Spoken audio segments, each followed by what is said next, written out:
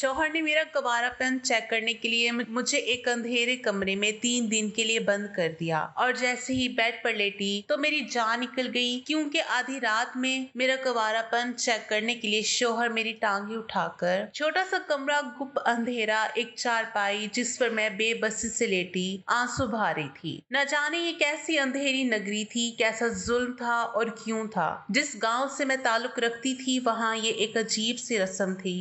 गांव में जब भी किसी लड़की की शादी होने लगती तो उसकी पाक दामनी देखने के लिए उसे एक कुएं के पास लाया जाता और पानी निकलवाया जाता। अगर पानी मिट्टी वाला आता तो सब समझते लड़की बद किरदार है। यूं ही उससे कोई तब तक शादी ना करता जब तक वो लड़की 3 दिन तक अंधेरे कमरे में ना गुजारती। और अगर डोल में पानी साफ सुथरा होता तो समझ जाते कि लड़की पाकीज़ा है, तो उसकी शादी धूमधाम से होती। बचपन से मैं इस रस्म को होते हुए देख रही थी। एक सुनसान से जगह पर वो एक कुआं बना हुआ था और उसके करीब बस एक ही कमरा था जहां उस लड़की को रहना पड़ता, जो कुएं के गंदे पानी की वजह से वहां बदबू थी। 3 दिन खाने पीने की तमाम अशिया वहां रख दी जाती थी। जब मैंने होश संभाला था पहली बार मेरे घर में मेरी फूफो के बारे में पानी मैला और मिट्टी वाला निकला था। सबने पहले तो मेरी फूफो को खूब गालियां, मलामत की, बद किरदारी का इल्जाम लगाया। वो बेचारी रोती रही कि उसने ऐसा कुछ नहीं किया, लेकिन किसी ने उसकी एक नहीं सुनी। सबको उस कुएं के पानी पर यकीन था। कहते थे ये कुआं पाक है, पाक औरत के बारे में सच बता देता है। मुझे ये बात आज तक समझ नहीं आई थी, लेकिन मेरी फूफो को इसमें बंद कर दिया गया। बाहर से ताला लगा दिया गया कि इन 3 दिनों में वो पाक हो जाएगी। वहां एक जायनमाज रखा जाता कि इन 3 दिनों में वो वहां रुक रहे ताकि इसके बाद अल्लाह से अपने गुनाह की तौबा करे, ताकि बद किरदारी माफ हो जाए और उसका दामन पाक हो जाए। 3 दिन बाद जब मेरी फूफो कमरे से बाहर निकली तो उसकी रंगत पीली पड़ चुकी थी। वो ठीक से चल भी नहीं पा रही थी, लेकिन चुप थी। एक लफ्ज भी उसकी जबान पर नहीं था। उसे दोबारा कुएं के पास लाया गया और पानी का डोल भरवाया गया। पानी इस बार साफ था। फिर उसकी शादी की तारीख रख दी गई, लेकिन शादी से चंद माह पहले ही वो मर गई थी। मरते वक्त उसका चेहरा बिल्कुल नीला सा था। सब कह रहे थे इसने जहर खा लिया है। मैं उस वक्त 9 वर्ष की थी।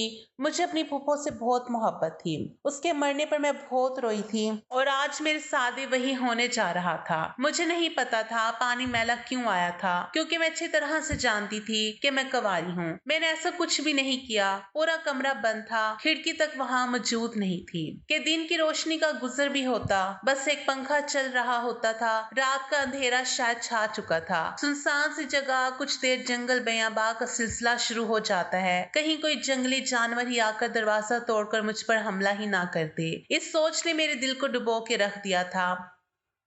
मैं चारपाई से उठकर बैठ गई। फिर मुझे फूफो का चेहरा आंखों में घूमने लगा। वो इतनी प्यारी थी, एक बार कोई उन्हें देख लेता तो नजर पलटना भूल जाता था। लेकिन उस कमरे में 3 दिन के बाद जब वो बाहर निकली थी तो पीली रंगत और उनका वजूद कमजोर सा हो चुका था। इस कमरे का दरवाजा लोहे का मजबूत दरवाजा था, जिसे खोलना एक कमजोर सी औरत के बस की बात नहीं थी। मैंने खाने की टोकरी से कपड़ा हटाया तो सिवाय फल के और कुछ भी नहीं था। मुझे ख्याल आने लगा कि शायद फूफो की कमजोरी की वजह खुराक की कमी थी। फिर ये ख्याल मेरी जान लेने लगा कि क्या मैं भी इन 3 दिनों में ऐसी ही हो जाऊंगी। कमरे में ना कोई बटन मौजूद था, ना ही कोई बल्ब लगाया गया था। मैंने पूरे कमरे का जायजा लिया। ठीक से कुछ दिखाई भी नहीं दे रहा था। मैं फिर बेबसी से दोबारा चारपाई पर बैठ गई। अभी कुछ ही देर मुझे वहां बैठे हुए हुई थी कि मुझे कुछ आहटों की आवाज आने लगी। मेरी खौफ के मारे रूह फना होने लगी थी। बाहर अब जंगली कुत्तों की भौंकने की आवाज आ रही थी। इस पर यह खत्म हुआ कि बादलों की गरज चमक भी शुरू हो गई। बिजली की रोशनी तो कमरे में नहीं आ सकी, लेकिन बादल जब जोर से गरजता तो मुझे लगता मेरा दिल उसकी आवाज से फट जाएगा। तेज बारिश की आवाज सुनकर मेरा जब्त अब जवाब देने लगा था। मैं रोने लगी थी। मुझे फिर से फूफो याद आने लगी। यकीनन वो भी इसी खौफ की वजह से और अकेलेपन की वजह से डरती रही होगी। मैंने सोचा रोना तो कोई हल नहीं है, मैं अपने रब के हुजूर दुआ कर लूं तो शायद मेरी मदद ही हो जाए। मैं वॉशरूम में चली गई। अभी वजू ही कर रही थी कि वॉशरूम के अंदर से एक खिड़की खुली। मुझे ताज्जुब हुआ कि जब कमरे में कोई खिड़की मौजूद ही नहीं थी तो वॉशरूम में खिड़की कैसे हो सकती है। लेकिन जैसे ही मैं उस खिड़की से बाहर झांक कर देखा, रूह ही फना हो गई थी। मेरे वालिद एक किसान थे, लेकिन मुझे पढ़ने का बहुत शौक था। 10वीं जमात में मैंने अपने गांव के गर्ल्स स्कूल से अच्छे नंबरों से पास की थी। अब्बा नहीं चाहते थे कि मैं आगे तालीम हासिल करूं, लेकिन मेरा शौक तो जुनून की शक्ल इख्तियार कर गया था। पहले पहल तो मैंने अब्बा को प्यार से मनाना चाहा। जब वो नहीं माने तो मैं उनसे नाराज हो गई। फिर खाना पीना तक छोड़ दिया। मुझे मजीद तालीम हासिल करनी थी, लेकिन अब्बा को ये खौफ था कि उन्होंने सुन रखा था लड़कियां ज्यादा पढ़ लिख जाएं तो अपनी मनमानियां करने लगती हैं, माँ बाप से बहस करती हैं। इसलिए मुझे आगे तालीम जारी रखने की इजाजत इस शर्त पर मिली कि मैं शादी वहीं करूंगी जहाँ मेरे अब्बा चाहेंगे। मुझे सिर्फ तालीम हासिल करने का शौक था, इसलिए मैंने अब्बा की शर्त को बखुशी कबूल कर लिया। चूंकि कोई कॉलेज नहीं था, इसलिए मैं शहर के हॉस्टल में रहती थी। 15 दिन बाद गांव आती थी। 14 जमातें पास करते ही मैं जैसे ही गांव गई, अब्बा ने मेरी शादी का फैसला अना फाना से कर दिया। कहने लगे, सना, 1 हफ्ते बाद तुम्हारी शादी है। मैंने अपना वादा निभाया है तुम्हें तालीम दिलवा कर। तुम अब अपना वादा निभाओ। शादी के मामले में तुम कोई सवाल नहीं पूछोगी। मेरी जबान को पहले ही ताला लगा दिया गया था, इसलिए मैं चुप सी हो गई। वो कौन था, कैसा था जिससे मेरी किस्मत को जोड़ा गया था? मुझे कुछ भी पूछने का इख्तियार नहीं था, इसलिए मैंने चुप साध ली। फिर मेरे दिल में कोई नहीं था, इसलिए जो मेरे अब्बा की पसंद थी मुझे दिल से कबूल थी। मैं जानती थी कि मेरे मुंह से निकला एक भी लफ्ज मेरे खानदान की चामगोइयों का सबब बन जाएगी कि बेटी ने 4 जमातें क्या पढ़ी, वालिदैन के सामने जबान चलाने लगी है। इसलिए मैंने कुछ नहीं पूछा। लेकिन अब्बा की हालत देखकर मुझे कुछ तशवीश सी होने लगी थी। वो घबराए हुए से थे। मुझे देखकर आंखों में नमी आने लगती। उन्हें देखती तो अपनी आंखें रगड़ने लगते। बार बार मेरे सर पर हाथ रखकर कहते, अल्लाह तुझे बुरे नसीबों से बचाए। कभी बेख्तियार मुझे अपने साथ लगा लेते। शायद मैं 4 भाइयों के बाद हुई थी और मेरे बाद इनकी कोई और बेटी भी नहीं थी, इसलिए ज्यादा उदास हो रहे थे। जैसे जैसे मेरी शादी के दिन करीब आने लगे, मेरे अब्बा की बदहवासी और बढ़ने लगी थी। वजह क्या थी मैं नहीं जानती थी, लेकिन शादी से 2 दिन पहले मेरी अम्मा मेरे कमरे में आई। जो सवाल उन्होंने मुझसे पूछा, मैं सुनकर सरजद रह गई थी। अम्मा कहने लगी कि सना, कल तुम्हें पाक कुएं में लेकर जाना है। देख, तू 4 साल शहर के हॉस्टल में रही है, कॉलेज में पढ़ती रही है। मुझे बता दे कि अपने बाप की इज्जत का जनाजा तो नहीं निकाल दिया। कल सबके सामने तेरी पाक दामनी का इम्तिहान है। अगर कुछ भी गलत हुआ तो तेरे अब्बा तो जीते जी मर जाएंगे। ये कहकर अम्मा रोने लगी। मैंने कहा, अम्मा ऐसा कुछ नहीं है, मैं तो निकाह में रहती थी, मैंने कुछ भी नहीं किया कि अब्बा की इज्जत पर उफ भी आ जाए। मेरी बात पर अम्मा कुछ मुतमईन सी हो गई थी। 14 जमातें पढ़ने के बाद इस कुएं की कहानी मेरी समझ से बाहर थी। आखिर ऐसा कैसे हो सकता है कि एक कुएं से किसी लड़की के किरदार का अंदाजा लगाया जा सके? कुएं का पानी मैला होना आम सी बात है। मट्टी की वजह से पानी ऐसा हो सकता है। कभी मट्टी की सतह बिल्कुल पानी की तह में बैठ जाए तो साफ होता है। फिर इसे किसी लड़की के किरदार और आला किरदार होने का कैसे अंदाजा लगाया जा सकता है? बहरहाल मैं मुतमईन थी, क्योंकि अपने किरदार की पाकीज़गी को मुझसे बेहतर कौन जान सकता था। लेकिन मेरे होश उस वक्त उड़े जब कुएं के मिट्टी वाले रंग के पानी ने मुझे पाक दामन होते हुए भी बद किरदार होने का ठहरा दिया था। मैं बुरी तरह से दंग रह गई थी, बदहवास सी हो गई थी। मैंने सबसे बहुत कहा कि ये कुआं झूठा है। मैंने कभी भी कुछ नहीं किया जो मेरे बाप की जिल्लत का सबब बने। अगर आप लोगों को यकीन नहीं है तो बेशक मेरा मेडिकल चेकअप करवा लें। देख लें आप, अब तो तरक्की हो चुकी है। खुदारा इस बेबुनियादी सी रस्म पर यकीन करके बेगुनाह लड़कियों को इस सुनसान वीरान में बंद ना किया जाए। लेकिन मेरी किसी ने एक ना सुनी। अब्बा तो किसी बेजान मुजस्मे की तरह यूं बैठ के जैसे मैंने कोई गुनाह किया हो। मुझ पर लोगों ने बहुत तोहमतें लगाई। अब्बा से मेरे बारे में कहने लगे, देख ले अशरफ, तुझे कहा भी था कि बेटी को शहर पढ़ने ना भेज। देख, ऐसी खाक उड़ाई है तेरी बेटी ने तेरे सर पर। मैं अब्बा के सामने बैठ कर रोती रही, बिलबिलाती रही कि अब्बा मैंने ऐसा कुछ नहीं किया।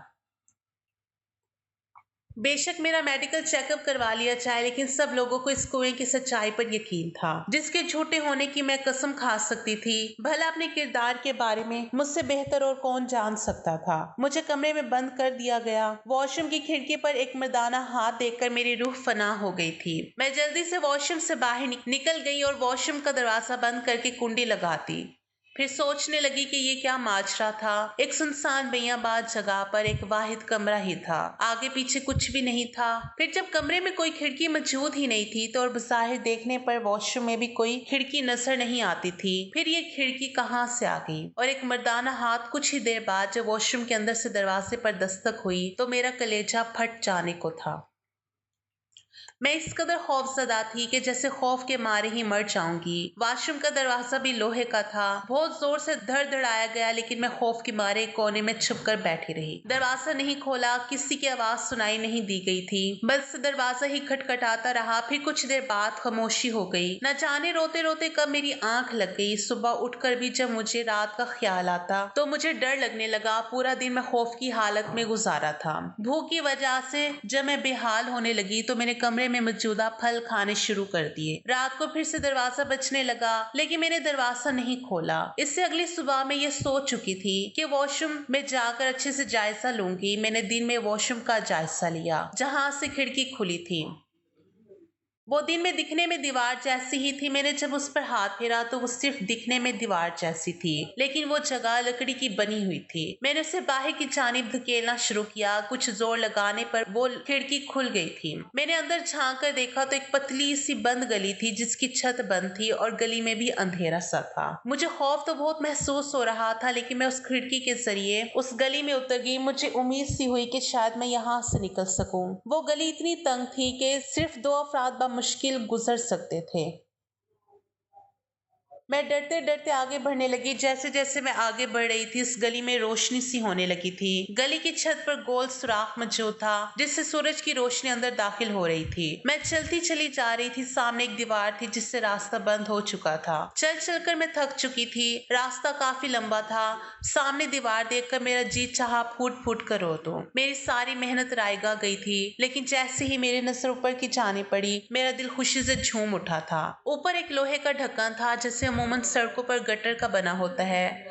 वहां पाइप के जरिए ऊपर चढ़ी और वो लोहे का ढक्कन बाहर की जानिब धकेला। जब मैं बाहर निकली तो सामने जो शख्स नजर आया उसे देखकर तो मैं दंग सी रह गई थी, क्योंकि वो हमारे गांव का चौधरी था। वो बहुत रहमदिल शख्स था, गांव वालों की मदद करता रहता था। यहाँ तक कि गांव के घरों में जाकर जरूरतमंद लोगों को चुपचाप पैसे पकड़ा जाता था। किसी लड़की की शादी होती तो वो खर्चा अपने जिम्मे ले लेता था। कहता ये सब मेरी बेटियां हैं, इसलिए गांव की कोई भी लड़की से पर्दा नहीं करती थी, क्योंकि वो हमारे बाप की उम्र से भी बड़ा था। फिर हमारे सरों पर बाप की तरह प्यार देता था। पूरे गांव में उसकी बहुत इज्जत थी। इनके बड़े से महल में कई बार जा चुकी थी। इनकी बेटी मेरी हम जमात थी और मेरे साथ ही हॉस्टल में रहती थी, लेकिन वो अमीर थी, इसलिए हॉस्टल में उसका कमरा उसके मियार के मुताबिक था। मैं गरीब किसान की बेटी थी, इसलिए एक छोटे से मुनासिब किराए के कमरे में रहती थी। लेकिन इस लड़की में गुरूर बिल्कुल भी नहीं था। जब भी मैं गांव जाने लगती जब भी मुझे गांव जाना होता तब वो भी अपनी गाड़ी में बैठकर गांव जाने लगती तो मुझसे कहती सना साथ ही चलो, घर पहुंचकर मैं तुम्हें तुम्हारे घर तक पहुंचा दूंगी। लेकिन मैं मना कर देती कि मुझे अब्बा लेने आएंगे, उन्हीं के साथ जाऊंगी। मेरी बात सुनकर वो चौधरी साहब कहते कि बेटा तुम मेरे साथ चलो, मैं अशरफ से कह दूंगा कि तुम मेरे साथ आई हो। वो अपनी गाड़ी में ड्राइवर के साथ खुद अपनी बेटी को लेने आते थे। मैं उनकी गाड़ी में बैठ जाती, वो मुझे घर तक छोड़ते और मेरे वालिद को कहते कि ये मेरे साथ आई है। मेरे अब्बा उनका शुक्रिया अदा करते नहीं थकते थे। कई बार पढ़ाई के सिलसिले में मैं अपने अब्बा के साथ उस चौधरी साहब के महल भी गई हुई थी। उनकी बेटी मेरी हम जमात थी, तो अक्सर कभी मुझे कुछ पूछना होता तो मैं अब्बा के साथ चली जाती थी।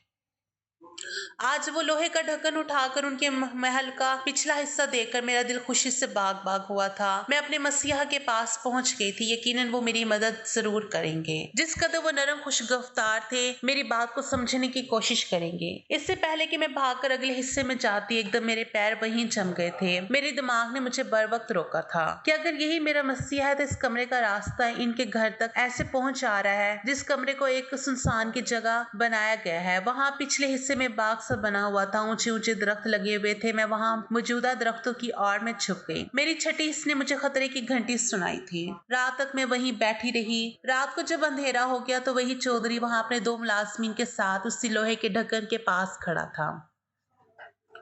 इसका चेहरा हर किस्म की नरमी से आदी था। अपने एक मुलाजिम से कहने लगा, आज अगर वो लड़की दरवाजा ना खोले तो दरवाजा तोड़ देना। ये सुनकर तो मेरे होश ही उड़ गए थे।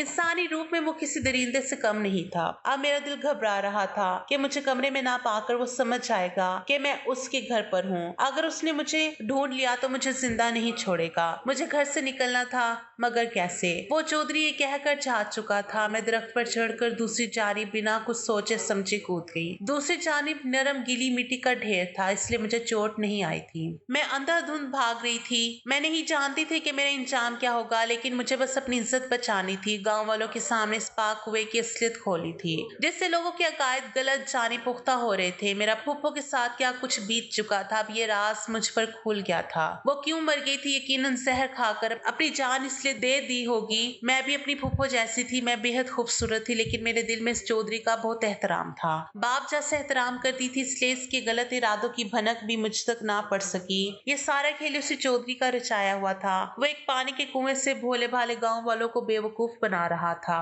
जो दिन में गांव लोगों के सामने उनका हमदर्द बनकर उनके घरों में जाता था, ताकि उनकी लड़कियों को देख सके। इनमें से जो अच्छी लगती उसे वो कुएं के जरिए उसे बदकिरदार साबित करके कमरे में बंद करके उनसे अपने गलीज इरादे पूरा करता था। मुझे मालूम था कि मैं जिस जानिब भाग रही हूँ उसकी मंजिल क्या है, वहाँ कहाँ जिस पर खत्म होगा। लेकिन मैं भाग भाग कर हाँफने लगी थी। अचानक से एक जीव के सामने तेज रोशनी में मेरे मुंह पर पड़ी तो मेरी आंखें धुंधला सी गई थी। मैं भाग भाग कर अपने ढाल सी होने लगी थी। वो जीप जैसे ही मेरे सामने रुकी, मैं गिरकर होश की दुनिया से गाफिल हो गई थी। जब मुझे होश आया, मैं एक अस्पताल में थी। जो शख्स मेरे सामने खड़ा था उसे देखकर मेरे खौफ के मारे जान ही निकल गई थी। मैं जारों की तार रो रही थी। रोते रोते मेरी हिचकी बन गई थी। मेरी सारी कोशिशें बेकार हो चुकी थी। सामने उसे चौधरी का नौजवान बेटा मौजूद था। वही मुझे अस्पताल आया था। मैं उसी की जीप से टकराती हुई बची थी। मुझे पता था मैं जिस अजियत से बचकर भागी थी उसी में जाकर फंस जाऊंगी। वो नौजवान मेरे पास आया तो मैं सहम कर पीछे हट गई। मुझसे कहने लगा, कौन हो तुम? वो मुझे पहचानने की कोशिश कर रहा था। मैं कई बार उसके घर उसकी बहन के पास जा चुकी थी। सरसरी सा तो वो मुझे देख ही चुका था। मुझे ये खौफ हुआ कि कहीं मुझे ये पहचान ना ले, बस इसलिए मैंने उससे अपना चेहरा छुपा लिया। लेकिन मेरी बुरी किस्मत के वो मुझे पहचान चुका था और वो मुझसे मेरे भागने और रोने की वजह पूछने लगा। मैं उससे क्या बताती? अगर सच बता भी देती तब भी मेरी बात पर कभी भी यकीन नहीं करता। और वो तो उसी का बेटा था। भला मेरी बात सुनकर अपने बाप को क्यों गलत समझता? वो मुझसे कहने लगा कि अगर मैंने इसे सच नहीं बताया तो वो मुझे पुलिस के हवाले कर देगा। मैं पहले ही डरी सहमी हुई थी, उसकी बात सुनकर और भी सहम सी गई थी। मैंने सोचा कि मौत तो वैसे भी मेरे चारों तरफ मंडला रही है, तो बेहतर है कि सच कहकर मर जाऊं। मेरे जहन में आने लगा कि फूफो ने भी इसलिए जहर खाया होगा क्योंकि जानती थी कि इस रास्ते की कोई राह नहीं है। मैंने उस नौजवान को सारी सच्चाई बता दी। अपने बाप का नाम सुनकर उसका चेहरा सुर्ख हो गया। उसने मुझे बाजू से पकड़ा और खींचते हुए अस्पताल से बाहर अपनी गाड़ी में ले जाकर बिठा दिया। मैं जान गई थी कि मुझे अल्लाह के अलावा कोई भी नहीं बचा सकता। वो बड़ी तेजी से गाड़ी चलाते हुए मुझे गांव ले जा रहा था। मैं उसकी मिन्नत समाजत करने लगी कि मेरी जान बख्श दो, लेकिन गाड़ी जहाँ खड़ी हुई थी वो देखकर मेरी जान फना हो गई। कुछ ही देर में चौधरी को पुलिस पकड़ के ले जा चुकी थी। इस कुएं की हकीकत सारा गांव जान चुका था। मुझ पर यह राज उस दिन खुला कि चौधरी का बेटा पुलिस में है। जब उसकी गाड़ी पुलिस के सामने खड़ी हुई देखी, मुझे लगा वो मुझे पुलिस के हवाले कर देगा, अपने बाप पर झूठा इल्जाम लगाने का जुर्म मुझ पर साबित कर देगा। लेकिन जब मैं उसकी हमराही में पुलिस स्टेशन के अंदर दाखिल हुई, बहुत से पुलिस एहलकार उसे सलूट करने लगे, सर सर कहने लगे। वो मुझे अपने ऑफिस में ले गया। सारा बयान तहरीरी पर लिखवाया गया। फिर मुझसे कहने लगा कि अगर तुम सच्ची हो तो मैं तुम्हारा साथ जरूर दूंगा। मैंने कहा कि तुम अपने बाप के खिलाफ कैसे चल सकते हो? वो कहने लगा, वो मेरा सगा बाप नहीं है। मेरी माँ से उसने जबरदस्ती शादी की थी। मेरे सगे बाप से मेरी माँ को जबरदस्ती तलाक दिलवा कर उसने मेरी माँ से निकाह किया था। क्योंकि मेरी माँ बहुत खूबसूरत थी, उस वक्त मैं छोटा था, इसलिए कुछ नहीं कर सका। ये शख्स खूबसूरत औरत को देखकर पागल सा हो जाता है। मैं पहले ही ऐसे किसी मौके की तलाश में था कि इसे बेनिकाब कर सकूं। कमरे का राज भी खुल चुका था। मैं आजाद बाइज्जत अपने बाप के घर पर मौजूद थी। मैंने हिम्मत नहीं हारी थी अपनी इज्जत को बचाने की कोशिश में। वो सब किया जो मुझसे हो सका, इसलिए अल्लाह ने मेरे हर कदम पर हिफाजत भी की थी। मेरी वजह से आज एक रस्म टूटी थी। अब किसी लड़की की किरदार की परख किसी कुएं के पानी से नहीं ली जाएगी। मैं बहुत खुश थी। मेरा बाप मुझ पर बहुत फख्र महसूस करने लगे थे। सर उठाकर गांव में चलते थे। कहते हैं, मेरी सना को देखो, कुएं की सच्चाई जान गई। बहुत से लोगों ने अपनी बेटियों को तालीम दिलवाने का फैसला मुझे देकर लिया था। ये मेरी खुश नसीबी थी। आज की वीडियो कहानी कहानी आपको कैसी लगी कमेंट करके ज़रूर बताइएगा, और वीडियो अच्छी लगी है तो लाइक शेयर ज़रूर कीजिएगा और हमारे चैनल को ज़रूर सब्सक्राइब कीजिएगा।